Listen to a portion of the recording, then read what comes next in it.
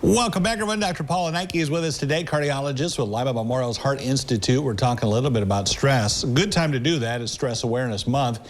And obviously, you're dealing with the heart every day. Give us a sense of how stress in our lives might affect our heart health.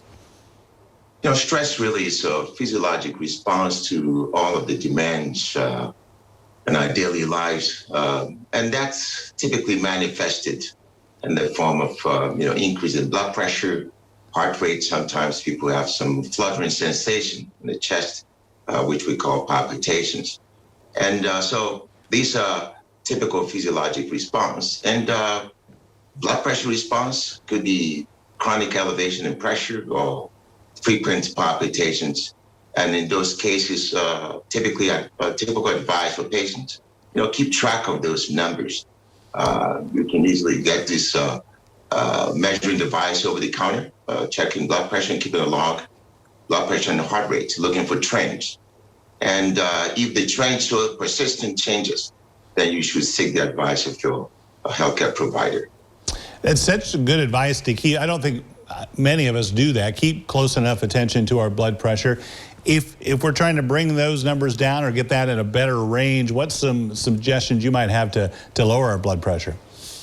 Right. So this typical response to our daily challenges and demands on schedules, some manifestations of true physical illness. So first is stress, either due to some issues at work, time management will need to be looked at. But, simple things like just, the meditation and taking some time to exercise. Exercise will over time help us to reduce the effect of adrenaline on our system and modulate heart rate and blood pressure over time. So diet, also looking at that, trying to reduce the amount of salt that we take on a daily basis. If you keep it close to that sodium count of about 2,000 milligrams or less per day, adequate hydration.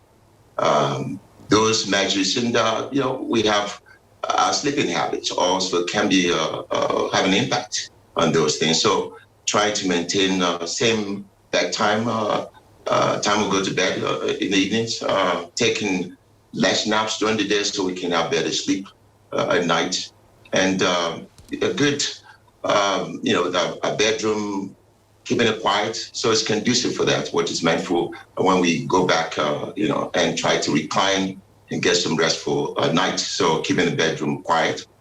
So meditation also part of that. If you're into yoga or Tai Chi, so typical advice for my patients: so meditation, exercise, diet modification, those kind of measures will help to reduce the impact of this on our lives.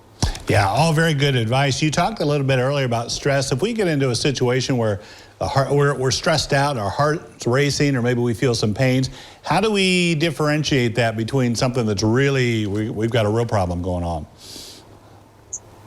Sometimes it's difficult to differentiate, but it's important to look at trends. First is any kind of significant change that's affecting our activities of daily living. If you're walking from a living room to the kitchen, within that space, and you're feeling a change, significant palpitation, you having chest discomfort, shortness of breath, just with the things we've been able to get by in the last week or month, and now we're having symptoms.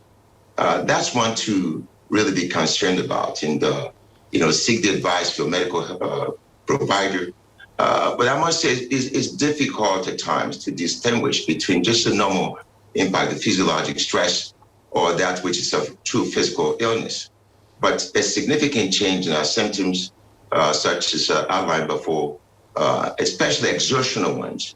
When you get up and move and you're having those symptoms, you sit and it goes away. That's you want to be concerned about and seek the help of your healthcare provider. Yeah, and you guys have the same-day cardiology appointments. We can do that at 419-224-5915. Always good to talk with you and get all that advice. I got a whole checklist I got to go over. Thank you so much. Appreciate it. Thank you. You bet. Nice talking with you. We'll be back right after this.